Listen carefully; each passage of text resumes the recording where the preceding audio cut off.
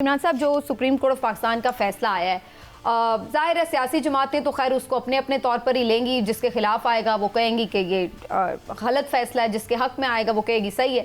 لیکن جو انڈیپینڈنٹ ایک رائے ہم دیکھتے ہیں صحافیوں کی، دانشوروں کی اور پھر لا ایکسپرٹس کی، زیادہ جو میں نے کم از کم آبزرو کیا، انہوں نے بھی کوئی خاص طور پر اس فیصلے کو پسند نہیں کیا. تو آپ کے نزدیک یہ کیا نظریہ ضرورت کا کوئی فیصلہ تھا؟ بسم اللہ الرحمن الرحیم. دیکھیں سمینہ، کل بھی جب ہم بات کر رہے تھے اس فیصلے آنے کے بعد یہاں اپنے نیوز بلیٹن میں، تو میں نے اس وقت بھی یہ بات کی تھی کہ عام طور پہ جو اس طرح کے فیصلے ہوتے ہیں، اس طرح کے مقدمات میں ان کے دو پہلو ہوتے ہیں. ایک تو آپ صرف انہیں 100% قانونی طریقے سے دیکھتی ہیں، قانونی پہلوؤں پہ غور کرتے ہیں اور اس کرتے ہیں. دوسرا اس کا سیاسی پہلو ہوتا ہے.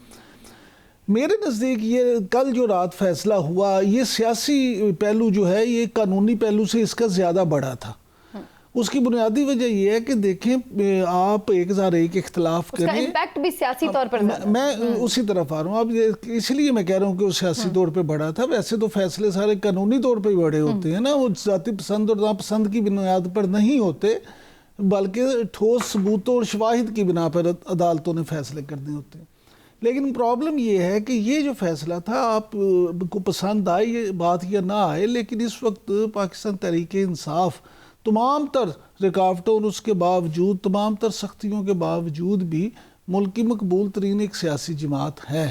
اور اس سے تعلق رکھنے والے لوگ صرف وہی نہیں جو ایکٹیوسٹ ہیں، بلکہ جو عمران خان صاحب کے سپورٹر ہیں، ان کے لورز ہیں، ان کے ووٹر ہیں، وہ سب اگر آپ یہ کہیں کہ جذباتی طور پہ جس طرح سے اپنے لیڈر کے ساتھ وابستہ ہیں، اس طرح سے شاید اس وقت کسی اور جماعت کے کارکنوں کی وابستگی ہمیں نظر نہیں آتی.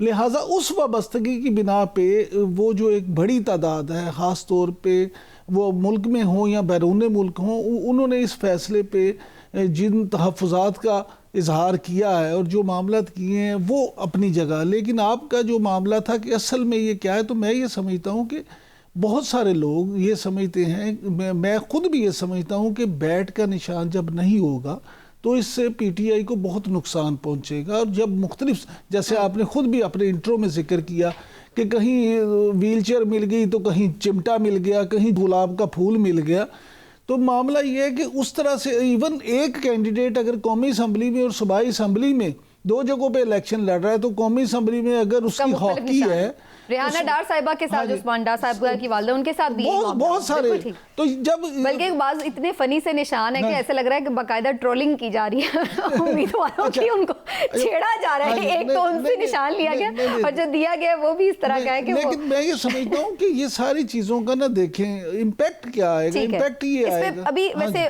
تفصیل سے میں بات کرتی ہوں، لیکن میں تھوڑا سا پہلے اطہر کاظمی صاحب سے بھی اس پر رائے لے لوں.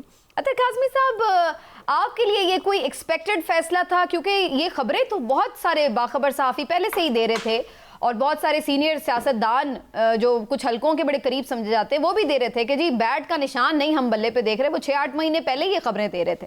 تو آپ کے نزدیک یہ ایک ان ایکسپیکٹڈ موو تھی یا پھر یہ ایکسپیکٹڈ فیصلہ تھا، اور واقعی اس کو قانون کو اس کو بس یعنی جسٹیفائی کیا گیا فیصلے کو، فیصلہ آلریڈی ہو چکا ہوا تھا؟ ٹو بی آنیسٹ سرپرائزنگ اس لیے نہیں تھا کہ جس طرح کی ہیئرنگ ہوئی وہ سب کے سامنے ہوئی. الیکشن کمیشن کے وکیل نے وہاں پہ مقدمہ پیش کیا. اس کے بعد جب پاکستان تحریک انصاف کے وکلا اپنا مقدمہ پیش کرتے رہے، تو جو بھی ان کا نقطہ تھا، ہر نقطے کو تقریباً دونوں جو وہاں پہ میل جج صاحبان تھے، انہوں نے دونوں کو ہر چیز کو کاؤنٹر کیا ان دونوں جج صاحبان نے. تو کوئی بھی ایسی دلیل نہیں تھی پاکستان تحریک انصاف کے وکیل کی جس کو قاضی فائز عیسیٰ صاحب نے یا دوسرے معزز جج صاحب نے کاؤنٹر نہ کیا ہو. تو جب وہ جج صاحبان کا مائنڈ تو بالکل واضح تھا، وہ تو سمجھتے تھے کہ ان کی ہر دلیل ہی غلط ہے، وہ اس کے اوپر کوئی نہ کوئی چیز اٹھاتے تھے. تو اس سے واضح ہو گیا تھا کہ فیصلہ کس قسم کا آئے گا. اب اس میں ہو سکتا ہے کہ جو پاکستان تحریک انصاف کے وکلا ہیں وہ جج صاحبان کو مطمئن کرنے میں ناکام رہے ہوں. لیکن جس طرح عمران صاحب نے فرمایا کہ دیکھیں فیصلوں کے جو ہے نا، اس فیصلے کا ایک سیاسی پہلو ہے. یہاں پہ ٹیکنیکل گراؤنڈز پہ الیکشن سے چند دن پہلے آپ نے ملک کی سب سے بڑی سیاسی جماعت کو ناک آؤٹ کر دیا، اور وہ بھی جمہوریت کے نام پہ. جمہوریت کے ساتھ، جمہوریت کے نام پہ اس سے بڑا مذاق نہیں ہو سکتا. دوسری بات، اس فیصلے کو آپ آئسولیشن میں نہیں دیکھ سکتے. یہ جو ओवरऑल इस वक्त मुल्क के अंदर हो रहा है, उसी तनाजुर में आप इसको देखेंगे। जिस तरीके से हमने देखा कि आरओज के ऑफिस के बाहर गिरफ्तारियां हुई, कागजात नामजदगी छीने गए, टिकट्स छीने गए, फिर जो लेवल प्लेइंग फील्ड की बात होती है तो वो काजी फाइज ईसा साहब की अदालत में वो मुकदमा भी चल रहा है, वहां पे भी अदालत पूछती है कि क्या हो रहा है, कहां पे हो रहा है, हमें दिखाएं।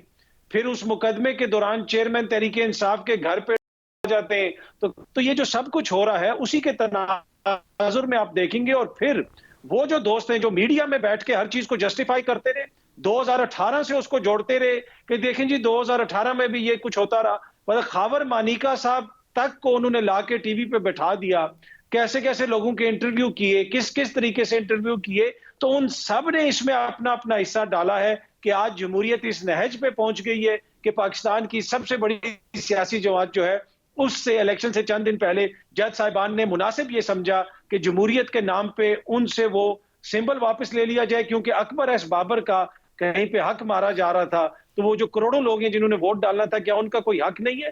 तो इसमें सबका अपना किरदार है, किसी को सरप्राइज नहीं होना चाहिए। जो लोग जस्टिफाई करते रहे बैठ के कि जनाब 2018 में भी ये होता था और फलानी जगह पे भी ये होता था, वो भी इसमें उतने ही जिम्मेदार हैं जितना ये फैसला जिम्मेदार है। ठीक, लेकिन आपको अब नजर क्या आ रहा है अतर काज़मी साहब, क्या game is over for PTI for this election at least, या अभी लड़ेंगे और अभी भी फाइट बाकी है, कुछ भी हो सकता है? नहीं, देखें, सबसे बड़ा मकसद ही इन सब चीजों को करने का है कि ये तासुर दिया जाए कि गेम इज ओवर। अब जिस तरीके से लोग पार्टी छोड़ रहे हैं, जिस तरीके से लोगों से टिकट छीने जा रहे हैं, क्या उनको नहीं पता जो छीन रहे हैं कि सबको नजर आ रहा है? वो बुनियादी तौर पे सब कुछ सामने इसलिए हो रहा है कि तासुर ये देना है कि ये इनके लिए गेम ओवर है, पर गेम इज नॉट ओवर। अगर गेम ओवर होती तो इस तरीके से चीजें इस नहज पे ना आ जाती कि जमहूरियत के नाम पे जमहूर से जो है इतना बड़ी जो है वो खेल कर दिया गया। तो गेम इज नॉट ओवर।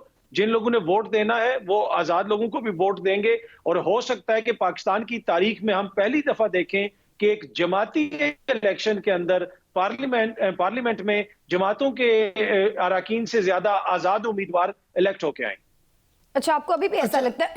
लेकिन इमरान साहब, काज़मी साहब तो काफी ऑप्टिमिस्टिक हैं पीटीआई की यानी इस अप्रोच से कि अगर आजाद भी लड़ें तो वो जीत सकते हैं, लेकिन ये कंफ्यूजन तो रहेगा लोगों के लिए कि कौन सा एक्चुअल उम्मीदवार है पीटीआई का और किसका कौन सा निशान है। इतना ज़्यादा यानी आप देख लें मैसिव एक हर बंदे की कैंपेन चलती है। वो एक तो मुसीबत ये कि कैंपेन भी नहीं कर सकते, चलें याद तो करवा दें वोटर को, घर घर जाके याद करवा दें, लेकिन वो कैंपेन भी नहीं कर सकते, सोशल मीडिया पर हर बंदा तो मौजूद नहीं है। तो ये अभी चांस लगता है आपको पीटीआई का? देखें, काज़मी साहब ने जो अभी बात की ना कि मैं आज इनका ट्वीट भी देख रहा था, इन्होंने ये ट्वीट भी किया था, लेकिन बड़ी माज़रत के साथ मैं ये समझता हूँ कि देखें शायद ज़रूर इस दफ़ा आज़ाद जो लोग हैं वो इलेक्शन में काफ़ी तादाद में आएंगे, लेकिन शायद वो आज़ाद इतने ना हों जितने के काज़मी साहब समझ रहे हैं, और वो सारे ही आज़ाद ये ना हों जो कि आज पीटीआई से आज़ाद हो के, या आप ये कह सकते हैं कि ज़बरदस्ती आज़ाद उम्मीदवार के तौर पे इलेक्शन लड़ रहे हैं। लेकिन उसकी बुनियादी वजह देखें क्या है। मेरे उसकी बुनियादी वजह ये है कि जैसे आपने खुद कहा कि जी शायद उनके लिए कैंपेन उस तरह से आसान नहीं है। दूसरी बात ये कि मैं हमेशा आपसे ये बात करता हूँ कि being a follower of politics, मैं 1990 से जो इलेक्शन मुख्तलिफ कवर कर रहा हूँ, इलेक्शन जो हैं, इलेक्शन डे से एक दिन पहले तक 50% का इलेक्शन होता है। 50% इलेक्शन से पहली रात और फिर पोलिंग डे होता है। अब अगर आपके पास ये जो उम्मीदवार हैं, इनमें से बहुत सारे उम्मीदवार ऐसे हैं जिन बेचारों के पास तंजीमी तौर पे वो मामला वो मामला नहीं समझते, और दूसरी बात ये कि वो पोलिंग डे की साइंस को नहीं समझते।